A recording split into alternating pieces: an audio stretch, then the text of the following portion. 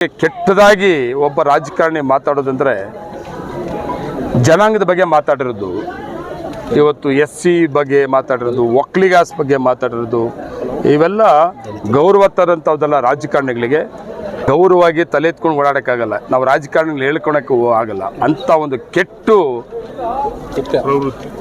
ಪ್ರವೃತ್ತಿಯನ್ನು ಮಾಡಿದಂಥವ್ನು ಯಾರು ಅಂದರೆ ಅದು ಮುನಿರತ್ನ. ನಮ್ಮ ಕೆಲವು ಮನಾಗ್ತದೆ. ನಮ್ಮ ಜಿಲ್ಲಾ ಮಂತ್ರಿ ಆಗಿದ್ದರು. ಆ ಸಂದರ್ಭದಲ್ಲಿ ನಾನು ಕೂಡ ಶಾಸಕನಾಗಿದ್ದೆ. ಅವ್ರ ಜೊತೆಯಲ್ಲಿ ಬೇಜಾರಾಗ್ತದೆ. BJP ನಾಯಕರು, ಮಾಜಿ ಮಂತ್ರಿಗಳು, ಹಾಲಿ ಶಾಸಕರು ಮುನಿರತ್ನವರು ಹಿರಿಯರು ಒಂದು ಶಾಸ್ತ್ರ ಹೇಳವ್ರೆ, ಮಾಡಿದ್ದುಣ್ಣೋ ಮಹಾರಾಯ ಅಂತ. ಮಾಡವ್ರೆ, ಇವತ್ತು ಉಣ್ತಾವ್ರೆ. ಯಾರೂ ಕೂಡ ವಿರೋಧ ಮಾಡಿಲ್ಲ. ಅದಕ್ಕೆ ಕಾಂಗ್ರೆಸ್ ಪಕ್ಷದವ್ರು ಏನು ಮಾಡ್ಕೊಂಡಿಲ್ಲ. ಕಾಂಗ್ರೆಸ್ ಪಕ್ಷದವ್ರು ಏನು ಮಾಡಿ ಇಂಥ ಕೆಲಸ ಮಾಡು ಅಂತ ಹೇಳಿದ್ವಾ? ಮಾಡಬಾರ್ದೆಲ್ಲ ಮಾಡಿ ಇವತ್ತು BJP ಅವ್ರು ಸೈಲೆಂಟ್ ಆಗವ್ರೆ. ಆಮೇಲೆ ಒಂದು ಕಡೆ ಎಲ್ಲೋ ಕಾಂಗ್ರೆಸ್ ಅವರು ಉದ್ದೇಶಪೂರ್ವಕವಾಗಿ ರಾಜಕೀಯವಾಗಿ ತೊಂದರೆ ಕೊಡ್ತಾ ಇದ್ದಾರೆ ಅಂತ ಹೇಳ್ತಾರಲ್ಲ ಇವರು BJP ನಾಯಕರುಗಳು ಕೆಲವರು. ಅವ್ರಿಗೆ ನಾಚಿಕೆ ಆಗಬೇಕು ಅಂತ ಅನಿಸ್ತದಪ್ಪ ನಮಗೆ. ಬೇರೆ ಬೇರೆ ವಿಷಯ ಇರಲಿ, ಯಾವುದೋ ಬೇರೆ ವಿಷಯಕ್ಕೆ ನಾವೆಲ್ಲ ಟೀಕೆ ಮಾಡೋಕ್ಕಾಗಲ್ಲ. ಸಹಜವಾಗಿ ಇಂಥವೆಲ್ಲ ನಡೆದು ಹೋಗ್ತವೆ ಬೇರೆ ಬೇರೆ ಥರ. ಆದರೆ ಇವರು ಮಾಡಿದಾರಲ್ಲ, ಮುನಿರತ್ನ ಮಾಡಿದಾರಲ್ಲ, ಇದು ದೇಶದಲ್ಲಿ ಯಾವ ರಾಜಕಾರಣಿ ಕೂಡ ಗೌರವವಾಗಿ ತಲೆ ಎತ್ಕೊಂಡು ಓಡಾಡೋಕ್ಕಾಗಲ್ಲ. ನಾವು ರಾಜಕಾರಣಿಗಳು ಹೇಳ್ಕೊಳಕ್ಕೆ ಆಗಲ್ಲ. ಅಂಥ ಒಂದು ಕೆಟ್ಟ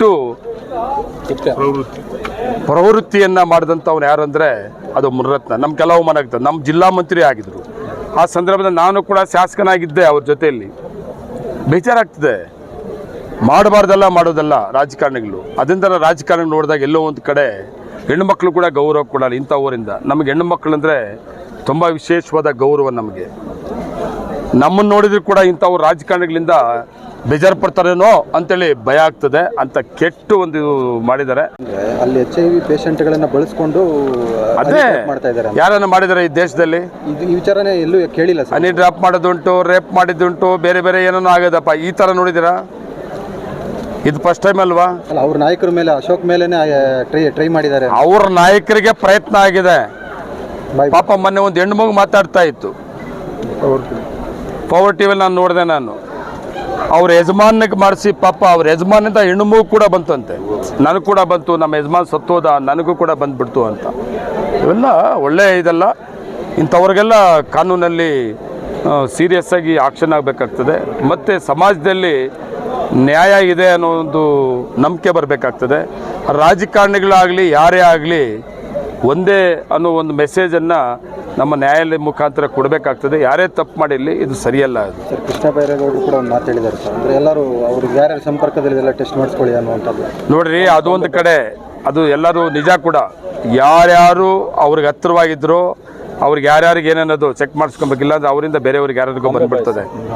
ಅದ್ರ ಜೊತೆಗೆ ಕೆಟ್ಟದಾಗಿ ಒಬ್ಬ ರಾಜಕಾರಣಿ ಮಾತಾಡೋದಂದರೆ ಜನಾಂಗದ ಬಗ್ಗೆ ಮಾತಾಡಿರೋದು, ಇವತ್ತು SC ಬಗ್ಗೆ ಮಾತಾಡಿರೋದು, ಒಕ್ಕಲಿಗಾಸ್ ಬಗ್ಗೆ ಮಾತಾಡಿರೋದು, ಇವೆಲ್ಲ ಗೌರವ ತರಂಥದ್ದೆಲ್ಲ ರಾಜಕಾರಣಿಗಳಿಗೆ. ಅಂಥ ಒಂದು ಕೆಟ್ಟ ಒಂದು ಇದನ್ನು ಮುನಿರತ್ನ ಮಾಡಿದಾರಲ್ಲ, ಅವ್ರಿಗೆ ಸೀರಿಯಸ್ ಆಗಿ ಯಾವುದೇ ಸರ್ಕಾರ ಇರಲಿ, ಯಾವುದೇ ಪಕ್ಷದ ನಾಯಕರಲ್ಲಾಗಲಿ ಇಂಥವನ್ನು ಖಂಡಿಸ್ಬೇಕು.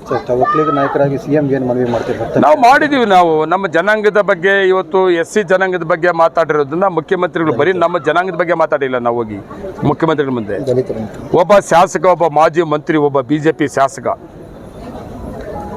ಇವತ್ತು ಒಂದು ಜನಾಂಗ, ಒಂದು SC ಜನಾಂಗದ ಬಗ್ಗೆ ಮಾತಾಡಿರೋದು ಮತ್ತು ಒಕ್ಕಲಿಗರ ಹೆಣ್ಣು ಮಕ್ಕಳ ಬಗ್ಗೆ ಮಾತಾಡಿರೋದು, ಇದ್ರ ಬಗ್ಗೆ ನೀವು ಕಠಿಣವಾದ ಕ್ರಮವನ್ನು ಕಾನೂನಲ್ಲಿ ತಗೊಬೇಕಾಗ್ತದೆ ಅಂತೇಳಿ ನಾವೆಲ್ಲ ಕಾಂಗ್ರೆಸ್ ಪಕ್ಷದ ಶಾಸಕರುಗಳು, MLCಗಳು ನಾವೆಲ್ಲರೂ ಕೂಡ ಹೋಗಿ ಮುಖ್ಯಮಂತ್ರಿಗಳು ಮನವಿ ಮಾಡಿದ್ವಿ. ಆ ಮನವಿಗೆ ಮುಖ್ಯಮಂತ್ರಿಗಳು ಸ್ಪಂದಿಸಿದ್ದಾರೆ. ಅವ್ರಿಗೆ ಧನ್ಯವಾದಗಳು ಕೂಡ ಹೇಳ್ತೀವಿ.